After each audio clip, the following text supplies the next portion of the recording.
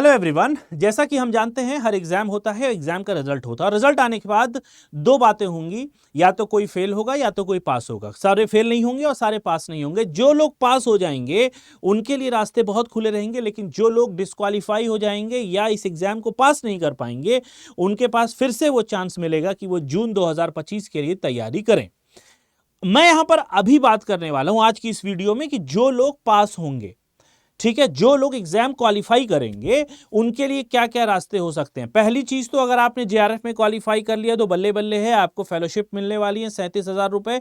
तो without any delay 3 साल से पहले अपने आप को इनरोल्ड कर रजिस्टर करा ले किसी भी यूनिवर्सिटी में या उस यूनिवर्सिटी में जिसमें आप चाहते हो पीएचडी के लिए। ठीक है, यह सीधा रास्ता है, इसको तो आप सेफ साइड कर दिए। दूसरा, जब अगर कोई बच्चा नेट क्वालिफाई करता है, ठीक है, तो नेट क्वालिफाई करने के साथ दो बातें दिमाग में आती। पहला कि हम पीएचडी करें, दूसरा कि जॉब में जाएं, या तीसरा हम एक अटेम्प्ट और दें अगर उम्र बची हुई है। 30 साल से कम की उम्र है अगर जनरल की, और उसके अलावा अगर छूट वाली 5 साल लगा देते हैं, तो अगर उम्र बची हुई है तो बच्चा ये सोचता है कि हम एक अटेम्प्ट और दे दें जेआरएफ के लिए या नहीं।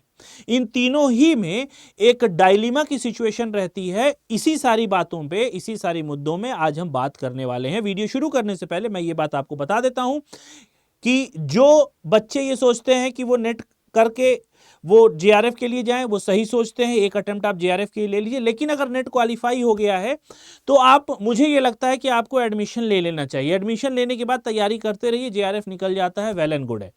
ठीक है, जॉब करने के लिए जाना चाहते हैं तो जॉब करना थोड़ा सा मुश्किल होता है सिर्फ नेट करने के बाद, क्योंकि यहां पर आपको बहुत सारे चीज होती है जो आपको अपनी स्किल डेवलप करनी होती है आगे रेस में आगे आने के लिए।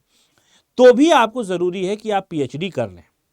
ठीक है, तो अब यहां पर बात यह होती है कि what to do if you clear the exam. अगर आप एग्जाम क्लियर कर लगते हैं तो क्या कर सकते हैं। पहली चीज, आपके पास जेआरएफ अपॉर्चुनिटीज है जो मैंने आपको अभी बताई, और जेआरएफ वाले बच्चों को तो बिना ही देरी किए तुरंत एडमिशन ले लेना चाहिए, क्योंकि उनके लिए 37,000 रुपया पर महीना ये इंतजार करता है, और इसी के साथ एचआरए भी आप लगा लीजिए तो ये कुल अमाउंट जो भी बनता है ये उनका बहुत बेसब्री से इंतजार करता है। तो इन बच्चों को आप ढूंढना शुरू करना चाहिए कि भाई किस यूनिवर्सिटी में जाना है, मंथली स्टाइपेंड हमको कितना मिलेगा, और रिसर्च की अपॉर्चुनिटीज क्या हैं, इनके फायदे क्या हो सकते हैं, इस पर जोर लगाना चाहिए एग्जाम खत्म होने के बाद।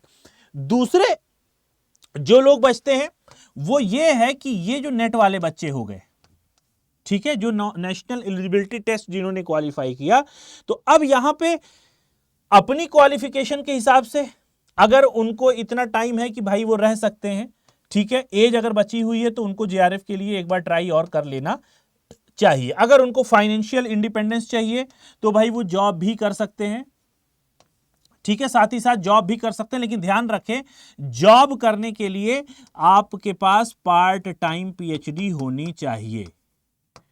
ठीक है, फुल टाइम या रेगुलर में आप नहीं कर सकते, क्योंकि कुछ यूनिवर्सिटीज में यह क्राइटेरिया है कि आपको रेजिडेंशियल पीरियड अपना पूरा ही करना पड़ेगा। उस रेजिडेंशियल पीरियड को पूरा करने के से पहले आप जॉब में नहीं जा सकते। लेकिन यह रही दूसरी बात, जो मेन बात है कि आप नेट के क्वालिफाई करने के बाद ही आपके पास वो क्वालिफिकेशन आ जाती है कि आप असिस्टेंट प्रोफेसर के लिए अप्लाई कर लो। बहुत सारे कॉलेजेस में, बहुत सारी अच्छी अच्छी यूनिवर्सिटीज में, प्राइवेट यूनिवर्सिटीज में, सेंट्रल यूनिवर्सिटीज, स्टेट यूनिवर्सिटीज थोड़ा सा पीएचडी को वो पहले देखती हैं। तो ये बात आपको समझ में आ गई होगी। तीसरी बात है कि अपने आप को इंटरव्यू राउंड के लिए भी आपको इसमें तैयार करना है।